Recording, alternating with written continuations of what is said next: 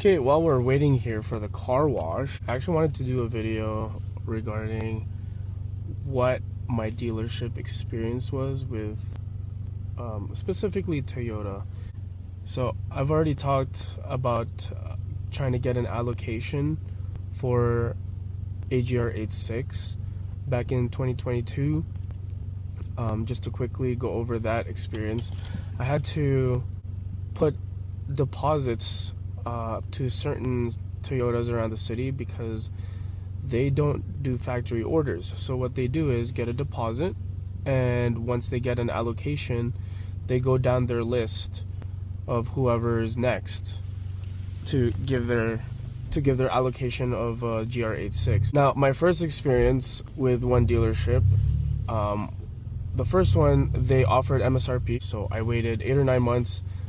They were in contact with me on a monthly basis. They would email me, contact, or call me and say, hey, look, still no update on your car, still no allocation being sent to our dealership.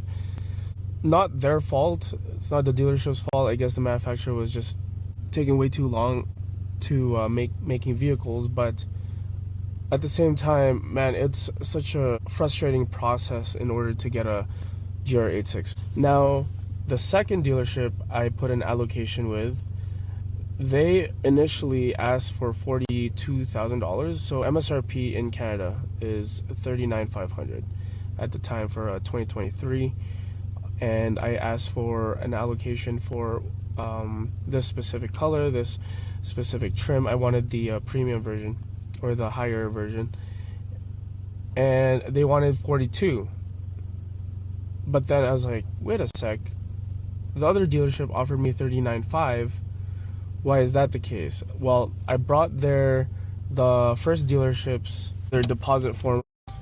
I showed it to the second dealership. I'm like, hey, why are you guys $3,000 over? I'm like, why would I buy here if I can get another allocation for $3,000 less? So reluctantly, the finance guy was just like, okay, fine, we'll give you the car for $39,500. But with that dealership, I kept seeing them getting inventory for GR86s. I think they got at least 4 or 5 spec and trim and color and everything I wanted, but it was never coming to me. Yet they told me I was the 3rd or 4th in line when I first came in. So it kind of just led me to believe, well, why would they sell to me a vehicle $3,000 less when someone is willing to pay $3,000 more, right? So it's just kind of a scummy process. It's not the worst thing that happened to me in Toyota. The worst thing is still having my engine getting blown up at Henninger. So, but I'm not talking about that today. So something else that happened, it wasn't even for a sports car or anything. I was actually kind of desperate for a car at the time, and I guess that's my fault as well. So what happened was, during New Year's Eve, my Saturn, my vehicle that at the time, my daily, that I bought for $500, it lasted me 2 years. It decided to blow up due to my negligence and maintenance, because it was a $500 car. I didn't really care, but I didn't notice that the Saturn was slowly leaking oil from the oil pan, and next thing you know, it just didn't have any oil and the engine blew up. So that was in the middle of winter, and I was really desperate because New Year's Day, January 1st, 2nd, 3rd, 4th, no dealerships were open. So I think it wasn't until like the 5th or 6th of January where I can go into a dealership and actually look at a car. At the time, I was looking at either Honda Fits or a Toyota Yaris, because I needed something small and compact, a vehicle that can get me from A to B and is fuel efficient, and I don't really want to mod, I think is the biggest thing, because I'm like, I don't want a car that I want to start modifying. So totally wanted a Toyota Yaris. Went into this dealership off of the recommendation of someone. Apparently they had a good experience, though I did not. Went in and they said, look, the vehicle's not ready yet, but this is the terms and pricing and everything. So the price of the vehicle was a Toyota Yaris, slightly used, had I think 30,000 kilometers on it. I think only 2 or 3 years old. And the price that we agreed on was $17,999 plus fees, taxes, whatever. So I was like, cool, I want winter tires, obviously, because it's the middle of winter.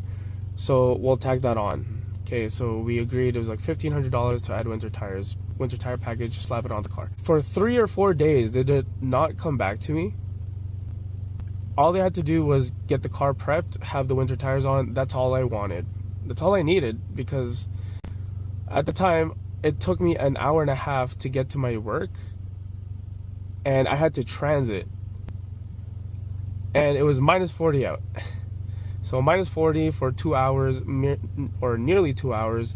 It was, I couldn't bear it anymore. I was getting desperate. I was like, hey, look, at this point, I don't even care about the winter tires. Can you just like get me the car? Right? They can hear the desperation in my voice. They're like, okay, you know what? Come here tomorrow. Like, we will prioritize this. We'll get the winter tires for you, blah, blah. Show up the next day. They didn't have the winter tires ready, but they did have the finance guy ready. So he like brings me into his office, and he, not even going through the whole contract, didn't go through page by page. He was just like, opens the booklet. He's like, sign here, initial here, initial here. And, oh, there's a guy coming back. Just finished wiping her down.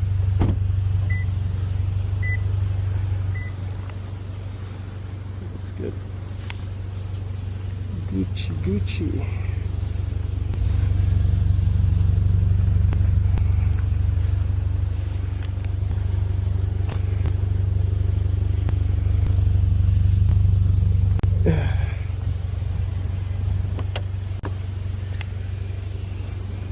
Alright, dude, it's so freaking hot outside.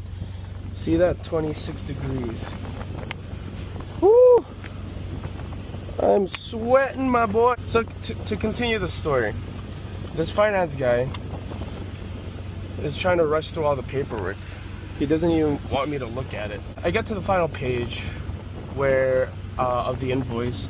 It basically tells you how much the car's, or how much the finance is going to be. And I look at it, I'm like, why is this number not under 20,000? It's like 26,000. So I asked this guy, I'm like, hey. I'm like, I don't get this. Why is it 26,000? And this guy says, oh, don't worry about it. That's the interest rate, or that's the interest that you have to pay over time. Something like that. He doesn't even explain it to me completely. He tells me nothing that was added. I didn't ask for any warranties. I didn't ask for anything like that. So I try to figure it out in my head. I'm like, 26,000 from like 18 plus maybe winter tires, maybe like 19, 20,000. It should be 20,000, right? So I try to do the math. I'm like, that doesn't make sense. I didn't think about it too much at the time. I was just happy to get the car. I decided to leave, go back to work, because I'm like, dude, I'm just happy that I have a car now. I'm not taking the bus or train at like minus 40, whatever, right? But then the more I think about it, in my head, I was like, this is my bi-weekly payments. This is how many, the terms and how many months I'm gonna be paying for. Math is not mathing. So I decide to investigate. I go through all the paperwork, and I'm like, no way this guy added like warranties and stuff, right? Because we never talked about it. He never mentioned it to me. I never asked for any. So like, that doesn't make sense. Lo and behold, there is a service program, warranty, whatever. There's like some kind of service program that he put me in for like $3,000, and then another like $3,000 for like extended warranty that I never asked for. It's like $6,000 worth of stuff added to my finance that I never asked for, on top of the winter tires. The winter tires I did ask for. The program for service and the extended warranty I did not ask for. So obviously I'm pissed off. I called. I'm like, hey, like, why was this added to my finance? And they're looking at it, they're like, oh, it's been over 30 days because Toyota has, or their dealership has a 30-day return your vehicle if you're not satisfied kind of thing for it. I think I was calling on like the 35th day or something like that. So yes, it was over a month. They're like, you can't return this vehicle anymore. Your first payment's already gone through. Like, we can't redo the finance. So I was never told like any of this was added. and now I'm stuck with it for the next like 7 years.